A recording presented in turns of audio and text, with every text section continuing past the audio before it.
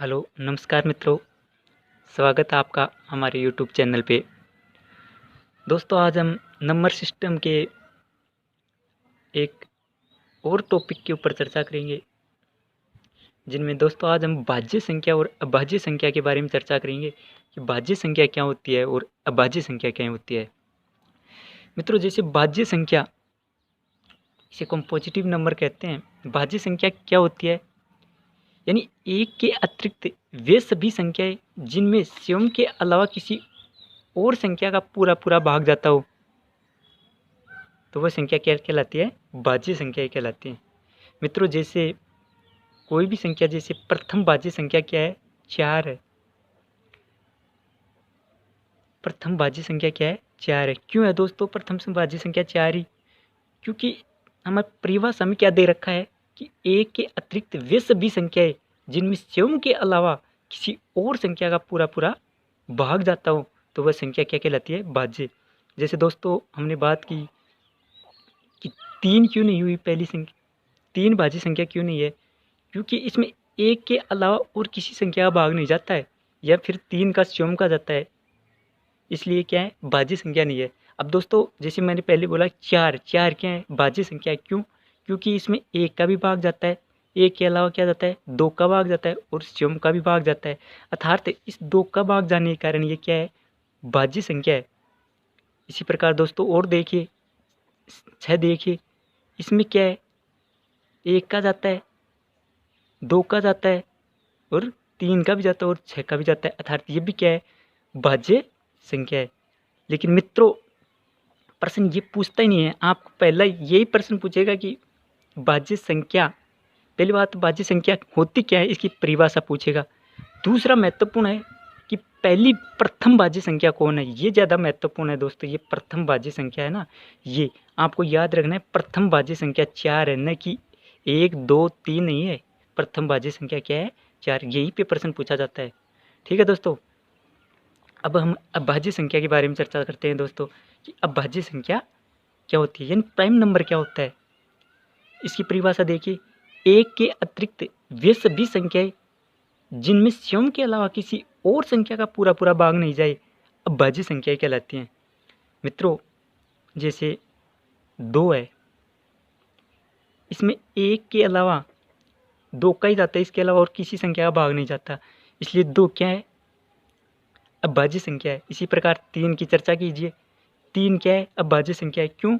क्योंकि इसमें एक के अतिरिक्त या तो स्वयं का जाएगा, इसके अलावा किसी संख्या का भाग नहीं जाता है, तो 2 के अलावा 3, ये क्या है? अभाज्य संख्या है। 3 के बाद में 4, 4 क्या है? अभाज्य संख्या नहीं है, क्योंकि 4 में किसका भाग जाता है? 2 का भी भाग जाता है, इसलिए ये क्या है? भाज्य संख्या है। 3 के बाद में देखिए 5, 5 क्या है? अभाज्य संख्या है, क्योंकि 5 में एक के अतिरिक्त और स्वयं 5 के अलावा किसी का भी भाग नहीं जाता है, इसलिए 5 भी क्या है? अभाज्य संख्या है।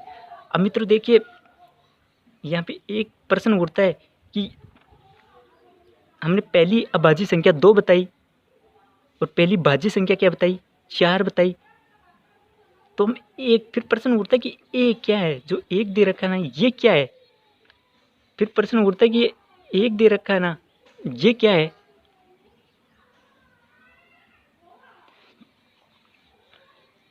अब मित्रों हमारे पास प्रश्न ये उठता है कि ये एक दे रखा है, ये क्या होता है? तो एक न तो, यानी प्रथम एक न तो भाज्य है और न ही अभाज्य संख्या है।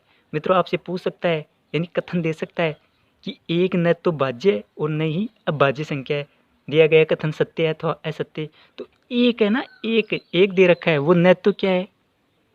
एक न तो भाज्य है और न अभाज्य है।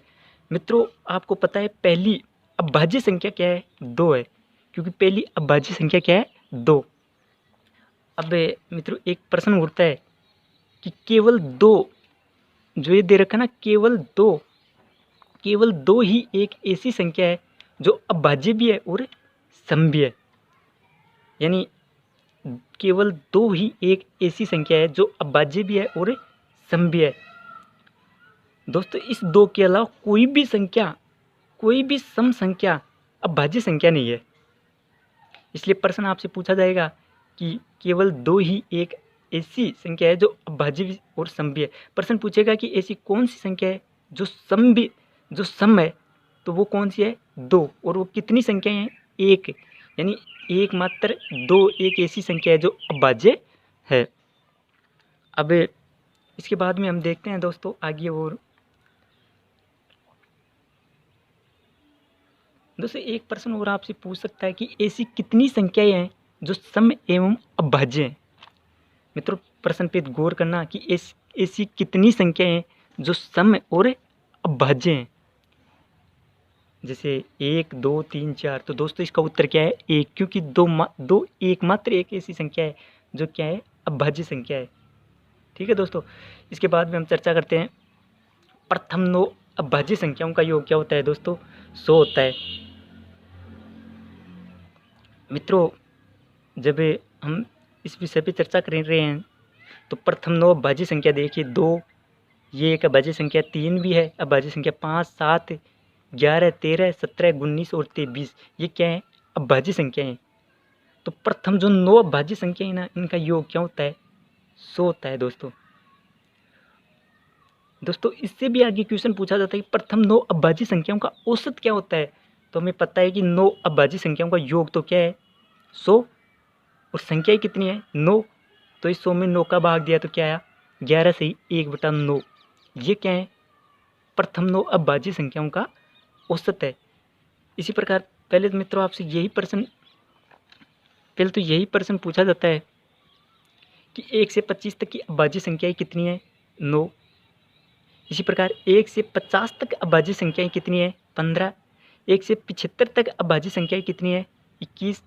और 1 से 100 तक अभाज्य संख्याएं कितनी है? 25 होती हैं दोस्तों। ठीक है दोस्तों, इसके बाद में देखिए यहाँ पे एक क्वेश्चन आता है, वो औसत में कई बार प्रश्न पूछा जाता है मित्रों। ये प्रश्न औसत में आता है कि 1 से 50 तक की अभाज्य संख्याओं का योग बताइए। पहले तो ये पूछ सकता है, तो वो कितना होता है? 328। और दोस्तों इससे भी बढ़िया वाला प्रश्न अगर पूछता है तो वो पूछेगा 1 से 50 तक की अभाज्य संख्याओं का औसत ज्ञात कीजिए। तो हमें इसका औसत निकालने के लिए हमें बताए 1 से 50 तक की अभाज्य संख्याओं का योग कितना है? 328। और इसमें 15 का क्या देंगे? भाग देंगे। तो 328 में 15 का हम भाग देंगे तो हमारे पास क्या आएगा? 21 सही 13/15। यानी 1 से 50 तक की अभाज्य संख्याओं का औसत अगर आपसे डायरेक्ट पूछे तो 21 सही 13/15 इसका उत्तर होगा। इसके बाद में देखिए दोस्तों 1 से 75 तक की संख्याओं का पूछ सकता है आपको। हमको पता है 1 से 75 की संख्या, 1 से 75 तक की अभाज्य संख्याओं की संख्या 21 होती है। और दोस्तों इनका योग क्या होता है? 712। तो हमें इनका अगर औसत निकालना है तो इस 712 में क्या करेंगे? 21 का भाग देंगे। देखिए दोस्तों इस 712 है ना, इसमें 21 का भाग देंगे तो हमारे पास क्या आएगा? 33 सही 19/21 आएगा। ठीक है, इसी प्रकार 1 से 100 तक की अभाज्य संख्याएं कितनी है? 25। प्रश्न पूछ सकता है मित्रों कि 1 से 100 तक की अभाज्य संख्याओं का योग कितना है? तो 1060। और संख्या कितनी होती है? 25। तो अब हम क्या करेंगे? 25 का भाग देंगे 1060 में तो हमारे पास आएगा 42 सही 10/25। इसको हम छोटे रूप में भी लिख सकते हैं, 2/5 भी लिख सकते हैं दोस्तों। तो 42 सही 2/5 हमारे पास आएगा। यानी आपसे ये प्रश्न डायरेक्ट पूछ सकता है दोस्तों औसत ज्ञात करना अभाज्य संख्याओं का। इसके बाद में मित्रों हम चर्चा करेंगे आगे अभाज्य संख्याएं।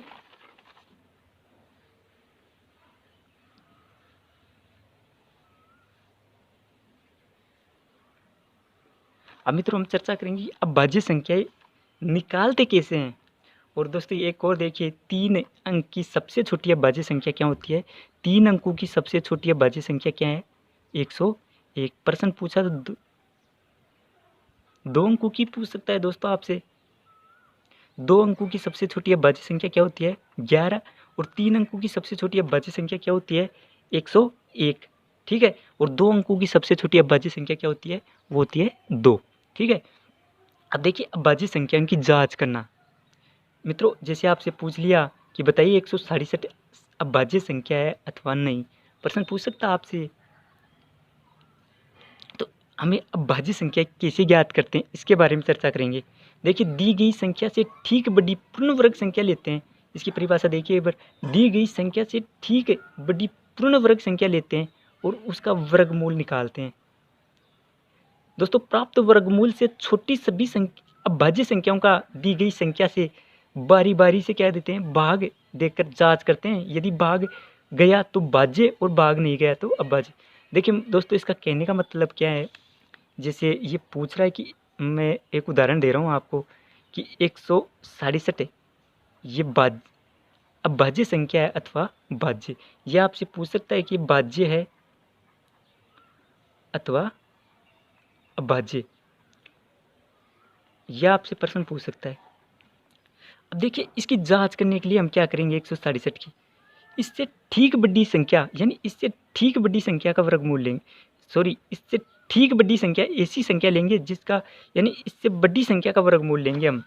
परिभाषा देखिए, यानी इससे ठीक बड़ी पूर्ण वर्ग संख्या लेते हैं। जैसे 167 है, इससे ठीक बड़ी पूर्ण वर्ग संख्या क्या है, 169 है, उसका क्या लेते हैं दोस्तों, वर्गमूल लेते हैं। अब 169 का वर्गमूल कितना है, 13। अब इससे छोटी सभी संख्याएं लिखेंगे, सभी अभाज्य संख्याएं। इससे छोटी अभाज्य संख्या क्या है, 2 है, 3 है, 5 है, 7 है, 11 है और 13 है। ये अगर इन संख्याओं का इस 167 में भाग चला जाता है तो वो संख्या क्या है, भाज्य, और भाग नहीं जाता है तो वो संख्या क्या है, अभाज्य। जैसे इसका भाग दिया 167 में 2 का भाग दिया, जा रहा है क्या, नहीं जा रहा है 200, यानी क्योंकि ये विषम संख्या है वैसे ही पता है। 3 का भाग देंगे, 3 का भाग देने के लिए क्या करेंगे, इनका योग करेंगे। यदि इनके योग में 3 का भाग जाता है तो वो संख्या 3 से विभाजित होगी। जैसे 6 1 7 7 दूनी 14, 14 में भी 3 का भाग नहीं जाता है। ठीक है दोस्तों, 5 में भी नहीं जाएगा, 5 का भी नहीं जाएगा क्योंकि इसका अंतिम अंक में भी नहीं जा रहा है 5 में, यानी 5 का भाग जाने के लिए अंतिम अंक या तो 0 होना चाहिए या 5 होना चाहिए। फिर 11 का देखेंगे, 11 11 एकम 11 और ये 5 और 57, 11 पंजो 55, यानी 11 का भी नहीं जा रहा और 13 का तो वैसे ही नहीं जाएगा क्योंकि 169। तो 167 संख्या क्या है, अभाज्य संख्या है। हमें कैसे पता लगा दोस्तों ये अभाज्य संख्या है, क्योंकि हमने जांच किया। अब देखिए मैं एक और जांच करके बताता हूँ। अब आप देखिए 200 एक संख्या और देखिए 267 है। आपसे पूछ सकता है ये संख्या भाज्य है अथवा अभाज्य। तो इससे ठीक बड़ी संख्या क्या लेंगे, पूर्ण वर्ग संख्या लेंगे। इससे ठीक बड़ी पूर्ण वर्ग संख्या क्या होती है दोस्तों, 289। 289 क्यों हुई, क्योंकि दोस्तों 17 का वर्ग 289 होता है और 16 का वर्ग ये इससे क्या होता है, छोटा होता है। तो 267 से बड़ा क्या हुआ, 289, और ये कितने का वर्ग है, 17 का। अभी 17 से छोटी संख्या लेंगे सभी अभाज्य संख्या, जैसे 2 3 5 7 11 और 13 और शिवम 17 होती है। इसका तो देने की ज़रूरत नहीं है आपको भाग। अब इन संख्याओं का क्या करेंगे, इस 267 में भाग देंगे। अगर भाग जाता है तो क्या है, भाज्य संख्या है, और भाग नहीं जाता है तो फिर क्या है, अभाज्य संख्या। जैसे 2 का भाग देंगे तो 2 का तो वैसे ही नहीं जाएगा क्योंकि विषम संख्या है। अब 3 का भाग देख के देखते हैं हम। 3 का भाग देने के लिए इन संख्याओं के अंकों का क्या करेंगे, सबसे पहले जोड़ करेंगे। अगर उनके योग में भाग जाता है तो 3 से क्या होगी वो संख्या विभाजित। जैसे 6 2 8, 8 और 7 15, 15 में हमने 3 का भाग दिया तो ये संख्या क्या है, 5, यानी ये संख्या 3 से विभाजित है। अर्थात ये संख्या 3 से विभाजित है तो ये अभाज्य संख्या नहीं है। तो फिर ये क्या है, अभाज्य संख्या नहीं है। क्योंकि दोस्तों इसमें क्या है, इनसे छोटी सभी संख्याओं से इस 3 का भाग जा रहा है। किसी भी अगर इनमें से किसी भी एक का भी भाग जाता है तो वो संख्या अभाज्य नहीं होती है। दोस्तों आशा करता हूँ मैं कहना चाह रहा हूँ जो आप समझ गए होंगे। दोस्तों अगर आपको हमारा ये वीडियो पसंद आया है तो इसे लाइक शेयर एंड सब्सक्राइब ज़रूर करें। फिर मिलेंगे हम एक अगले वीडियो में। जय हिंद।